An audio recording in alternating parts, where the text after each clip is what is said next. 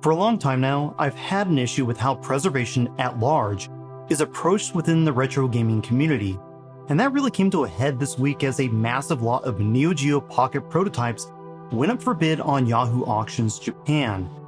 Now, I want to preface this by saying I'm a massive supporter of video game preservation and have done work in this field behind the scenes. However, I'm in strong disagreement regarding recent events, and I'm really worried about the negative impact influential groups will cause moving forward.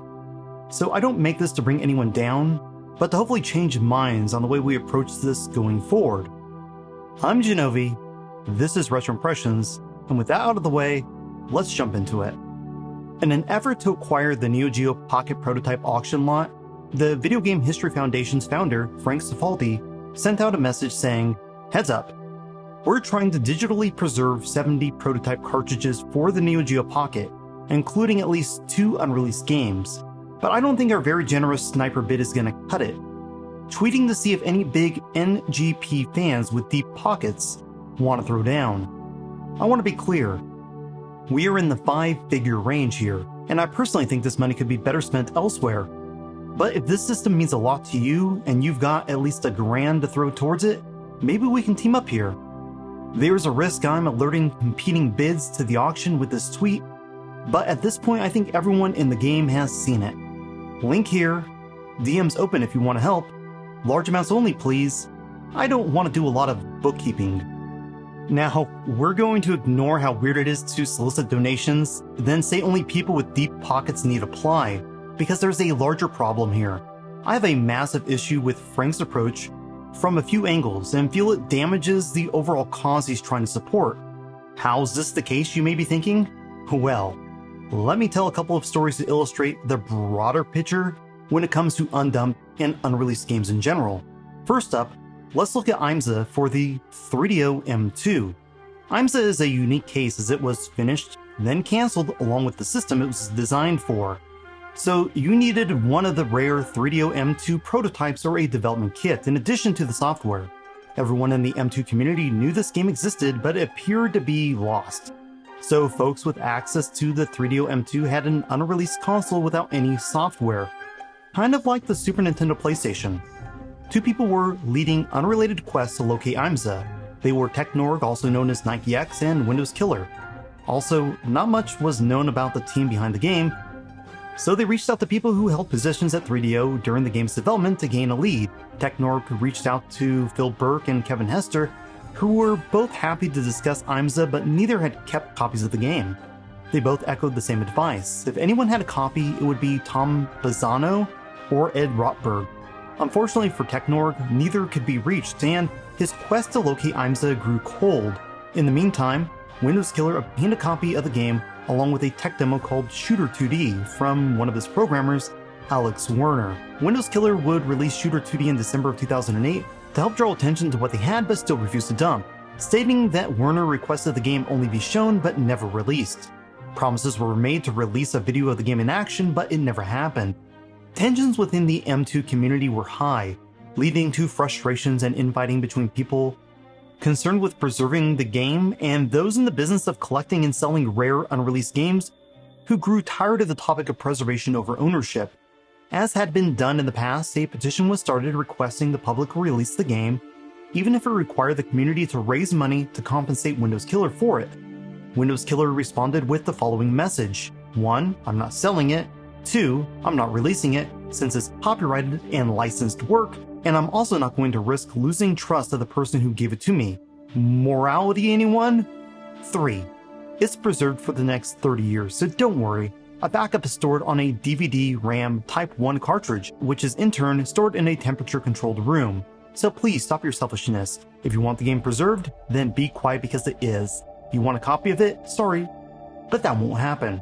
Things for Technorg weren't lining up. Why would Alex Werner authorize the release of one game and not the other? Trying to track him down had proved impossible before, but Shooter 2D provided something that would solve that problem. As Technorg played through the game, bubbles containing the faces of the developers, along with their names, would appear on screen. Phil Burke, Kevin Hester, Tom Bazzano, Ed Rotberger, and Alex Werner. They were all there. Knowing what Alex looked like, Technorg was able to locate him using Facebook and sent a message. He asked about the M2 and what exactly the truth was behind the copy of IMSA Windows Killer had in his possession. The response was positive and immediate. As they discussed the hardware, 3DO as a company, IMSA, and one major bombshell, it was revealed that when the game was given to Windows Killer, it was with the understanding that he would distribute it to the public. Unbeknownst to Technorg, Alex was already aware of the situation due to conversations he had with 3DO preservationist Biswright in early 2009. Alex encouraged Biswright to talk with Windows Killer and convince him to do the right thing by releasing the game as he had promised. But that conversation was over a year earlier and no progress had been made as Windows Killer maintained he would never release the game. The situation was clear. If things were left as they stood, IMSA would remain in the possession of a potential profiteer, never making it into the hands of the public as Alex intended. So he sent a digital copy to Technorg, tasking a second person with releasing it to the 3DO community. And on January 26, 2010, he made good on that promise, releasing the game on the 3DO Zone forums. It might be impossible to play for all but a handful of people, but due to the efforts of Bitrate and Technorg, it's preserved for future generations. Windows Killer withdrew from the community, though he still maintains a website where some development documents and Shooter 2D can still be downloaded. Technorg has maintained links for IMSA that can still be found on the 3DO Zone forums. Next up, let's look at Spot Goes to Hollywood for the 32X. This game was thought to be finished or close to finished for some time, so folks who are 32X fanatics such as myself were actively trying to locate it. In 2014, it was announced that the prototype was found and dumped, but the ROM would not be made public. Instead, 35 bootlegs would be made and sold at a charity expo founded by John Hancock called Cowlitz Gamers for Kids, with the proceeds going to charity. It sounds like an okay deal, unless you're interested in the game, and that's because 7 years later, the ROM has yet to be made public. And that's clearly connected to the exclusivity people who deal in these properties try to maintain and achieve. I've actively petitioned to purchase a copy of this game so I can make it public, but the asking prices were 4 figures the last time I checked. And for a ROM that has 35 known physical bootlegs floating around in the wild, this will continue to be the case until someone with good intentions acquires one. There's always been a struggle between community members trying to profit and those trying to preserve and share. Is a private individual trying to acquire something like this for the good of their fellow hobbyists? I see no issue. Even if it gets expensive. It's your money, spend it how you want. However, if I were actively and publicly raising money for the purpose of acquiring something like this, it would cause an artificial price increase across the board. And in the long term, acquiring games like this becomes problematic. So what's the point of telling these stories? I want to illustrate how people manipulate others for financial gain while expertly playing on emotions in tandem with FOMO to extract the maximum cash possible. Often, even if it's years later, these surface on their own. I also wanted to share how smaller groups and individuals can often come through for the community as a whole, but these people are removed from the picture as more money is tossed at the problem in a more public setting. The perceived issues with WADA are nearly identical to those with undumped games, but in this case, it's the people trying to preserve them that have become the hype men. They unintentionally are encouraging the trafficking of these goods by publicly notifying unscrupulous distributors to the viability of entering the space, a space where undumped games can be held for ransom, and community members will actively promote and raise funds by extracting as much money as possible from those whose emotions they can manipulate.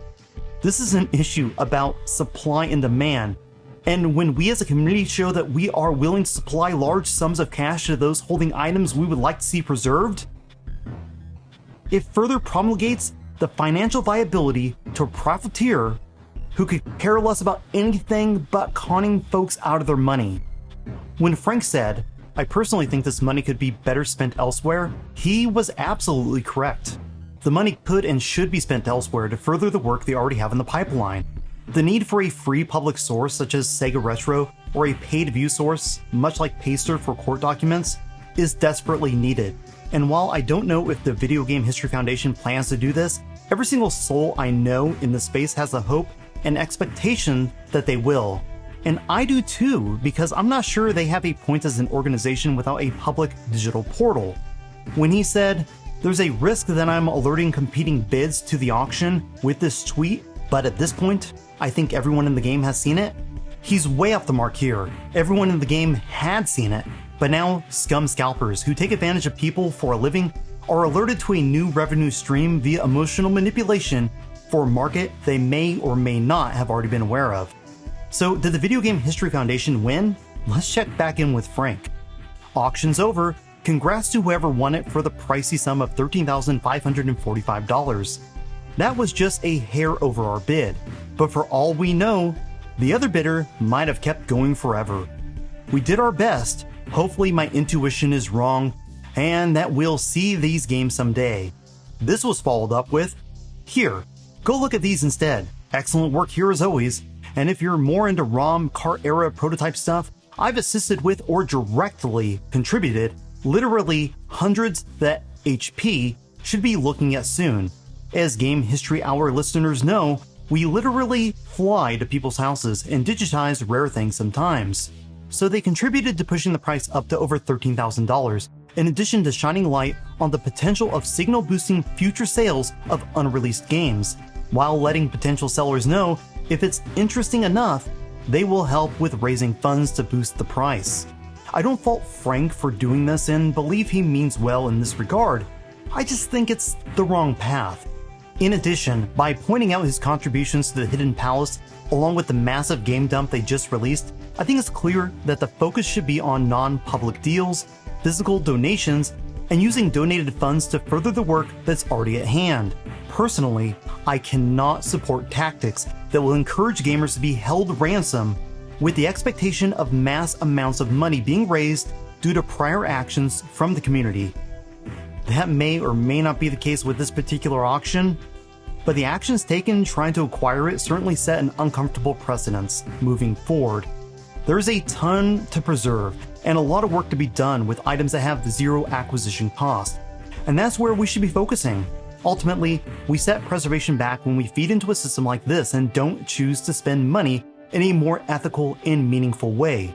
Before I close out, I want to make it clear that this has been a continuing issue within the community for some time, and this isn't so much about Frank and his foundation as it is about the larger picture. However, they have become the face of this preservation movement. When people look to you for direction, they will often emulate what they see. I want to encourage a different approach, and this video is intended to start that discussion. So best wishes to the Video Game History Foundation moving forward, and maybe with time, I'll reach into these deep pockets to offer some support. Until next time, thank you for watching Retro Impressions.